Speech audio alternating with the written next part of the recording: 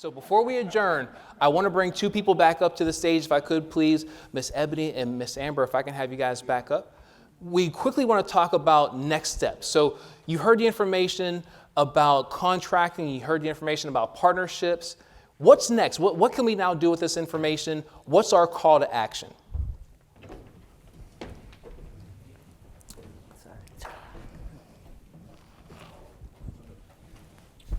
Ebony, if you don't mind, I'll start with you on some things on the horizon for AMAC. How can we get engaged? How can we get involved? What's next?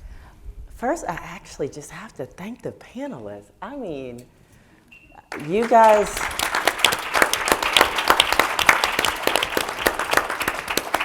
I really say this sincerely. I'm humbled by your stories, by your journey. I think you guys heard that this is a journey, but I feel like you guys should be up here talking about what's next. I mean, these are the people who've been through it. Thank you, really. And you guys should, you know, if you guys don't find April and Rambo and Michael, you know, this is really where it's at. And obviously Amber. So there are resources out there. AMAC is one of the resources out there, but you heard from the gentleman on the chamber. There are resources at the federal government. Actually, one of my predecessors, she is the director of the Office of Small Business, OSDBU. So it's like Office of Small Business Development. Disadvantage. I'm going to tell you in a minute. We should know this. Somebody's going to look that up for me, please. But the point is that there are resources available, and through AMAC, we try to bring those resources forward. We do it in a lot of ways. So yes, join, right? That's the obvious way, join. There are people like Greg Plummer who have had deep experience in this business. There are people like April. There are all these people in our industry, and one of the great things that we're going to do this year, in fact, I was on a call and everybody's like, "Oh, AMAC is a family, right? But if you're not already in the family, then how do you break in?" And I've heard from in my 3 months I'm traveling around, I'm talking to people who've been here for a long time, people who have just gotten into this industry, and one of the things that we're going to do is actually this year we're going to pair new people up with more experienced people in our kind of new member journey so that we can advance through this process. So join, try to participate in our conference if you can, but if not, we're going to make the information available to our members afterward so that content will be available. You don't have to be a member. Call us and we'll put you in touch with the right resources in your market. Get in touch with our Western Region Director here, and continue to take advantage of opportunities like this. So I'd start with that. Thank you. Amber, same question within LAWA. What are some things on the horizon? What are some resources you can share with us? How can you help us take the next step with the information we've been given today? Thank you. Well, I jumped the gun and gave you all my email address because I didn't know if we were going to get, if the drinks were going to win out. But I think the main thing is definitely reach out to us, businessandjobs@lawa.org, so we can understand better, what you do, what you want to do. And we really try to tailor our advice and our guidance to what you're doing. In terms of general kind of opportunities and programs that I want you all to keep an eye on. I mentioned we have the Build LAX Academy, which is a great resource for small contractors. We talk about the badging process. We talk about bonding insurance. We talk about labor compliance. We talk about LAWA's procurement process. We talk about, the things that you're going to need to be successful in this very, dynamic environment. I sometimes say, we actually have a construction site with planes coming in and out, as opposed to an airport, because that's how, dynamic. We have, tons of projects going on at the same time that you have to navigate. So, you definitely want to reach out to us individually. We have the Contract Finance Assistance Program. If you already have a contract at the airport, or you're working on getting a contract, or you're about to apply for a contract or subcontract, reach out to us and we can start connecting you to the Contract Finance Assistance Program, where you can get a loan up to, $250,000 to $500,000 based on the size of your contract. Especially when you first get that contract, before you get that first receivable, before you get that first progress payment, you're going to be strapped. So you really want to prepare for that, right? We have a project right now, which is a gap and equity study, which will then lead to a disparity study.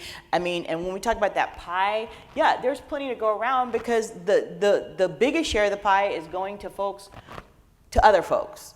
So, we can't be fighting over the little piece of the pie. So we're looking right now at the data to understand what is the size of the pie, where are the pieces of the pie going, and how, and that is just the first step in understanding, just, being very data-based, evidence-based in, what programs actually move the needle, what type of advocacy is going to move the needle, and what type of policies. The other thing to be mindful of and watchful of is that if you are, looking to participate with a team, a proposal team, a joint venture team, be thoughtful about the fact that we inclusivity is now a scored criterion on all of our RFPs. So meaning the better that your proposal team can do on showing that not only are you including small, local, disadvantaged businesses into the project team, but you're thinking about, what is it going to take to build their capacity? What is it going to take to ensure that they're sustainable through the project? Because it's not enough to bring folks on and then have them fail. We hate to see that. We don't want to see that. And of course, I'm kind of a little bit on a tangent, but obviously if the certification was enough, then if it was just about, a set aside and you're going to get it because they just have to give away business to small businesses, that's not the case. Yes, we create these incentives. Yes, we hold them accountable to it. But at the end of the day, people are not going to work with people who create more problems than they solve, period. There's no amount of incentives or contract provisions that are going to, so you do have to just be good at what you do, but we do have the resources, we do have partners that we can connect you to, including AMAC, including local partners, the chambers, the Urban League, various different partners that Meriwether Insurance, they're our main internal partner that administers our bonding assistance. If you need a construction bond, we can help you get a construction bond. If you've never worked, again, you may be a great contractor, you may have done apartments, you may have done homes. If you can bring those construction skills and those talents into the public sector, as Rambo said, we do have huge contracts. We have a lot of need for builders, for engineers, for people who provide these services, but you do have to understand the risks and how to manage them. And so the reality is there's no other way except for just getting in there, talking to us, and being proactive about understanding the risks and the opportunities. So email, so you can find us, lawa.org is our website, and then email us to reach out directly. Email is the best way so we can know, what your inquiry is about and how to direct you to the right person. It may not even be somebody who works for me. It might be somebody who works in the development group, somebody who's working on the planning of the construction projects. It might be Chris. A lot of times, I refer folks to Chris every day. So, that's my kind of the next steps, is to just kind of look at the lay of the land, take advantage of the folks, and then reach out to us when you have you want to get some specific guidance on what you're trying to do. Chris, I do want to add something, something that's actually really important. So AMAC is going to launch our local chapters, right? So AMAC is a national organization. Right now we're regionally focused, and we know regional is good. We've talked about Michael being the Western Region Director, but local's best, right? Local's best. Why is that important, right? The power of the collective. Rainbow talked about relationships, right? So the power of collective, bringing out the Ambers, bringing out the Jacobs of the world, bringing out the Primes, bringing out people who you can get in front of that actually have sometimes those bigger pieces of the pies. They control contracting opportunities, so on and so forth. So I would encourage you to be a part of this local chapter. Applications or expressions of interest will go out in the next month. You know, find out how to get involved, be a part of that leadership team, take the opportunity to serve. That, I mean, like, that is so key. Because I do believe that as much as you pour in, people will pour back to you. That's what AMAC is about. Somebody talked about wanting to be, I think it was the young lady over there, wanting to be at airports around the country, right? So at AMAC, we've galvanized all of the minority airport CEOs, both current and past, including the past CEO of LAWA, Deborah Flint, and they are giving of their time to advance the mission, right? We have two quick things. Mentorships, right? So mentorships, not just to be in the airport space, but to be mentored by people who are in this business, whether it's concessions, whether it's AEC. So, you know, get involved in these programs because they're going to help you with that roadmap to help you determine what's next. I mean, our fellowship program, we got actually, I told Amber this, right now the first rollout is a lot focused on the aviation management side. Our next actually tranche is focused on both concessions and AEC.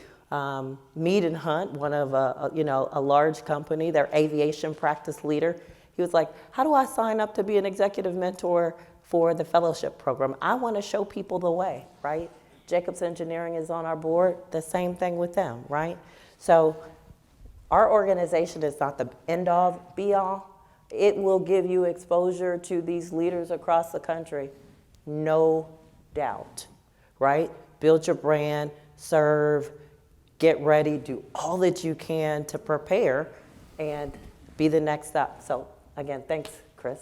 And thank you so much. I'll vouch for that. I mean, I've called Nancy West, I've called Daryl Daniels at all times, asked them for advice, and they have never once steered me wrong. Yep. So I will absolutely vouch for the power and the depth of that network.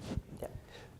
For us internally at URW, the Advanced Network actually is a group that meets and we talk about how we can really facilitate and support this community and drive our initiatives of diversity, equity, and inclusion within airports in the aviation industry. And one of the next steps or one of the follow-ups for us is going to be our supplier diversity network. We've created a QR code here to make it very easy for anyone who's interested. And what this is a portal to where you can connect directly with us and we can engage with you and start to share information as far as opportunities, or if you have any issues, you can communicate that to us so we can start to work together. The Supplier Diversity Network, this is for anyone in architecture, engineering, contracting. If you have a product, our office, our corporate office in Century City has over 500 individuals in that office. We go through a lot of paper. We go through a lot of coffee. We go through a lot of tea. Those are all things that we would love to purchase locally from friends that we see in this room. If that's a product you have available, those are the things that we would like for you to engage with us through the Supplier Diversity Network on. So I encourage everyone, if you'd like to engage with us, please do snap this QR code, send us your information. We look forward to engaging with you in the future. Any questions? Well, actually, let me keep things moving. We're a little over. If there are any questions on this panel, all three of us will be in the reception next door, and we'll be happy to answer any questions. I do want to close out so we can move on and really said everything I had to say today, except for I want to send some thank yous out there because there are some people that worked very, very hard for this event. I'm going to start with my panelists, and especially Mike Washington. Mike and I kind of thought about this event back in November, December. COVID kind of threw us off track a little bit, but you are not going to give up, Michael, and thank you very much. Thank you.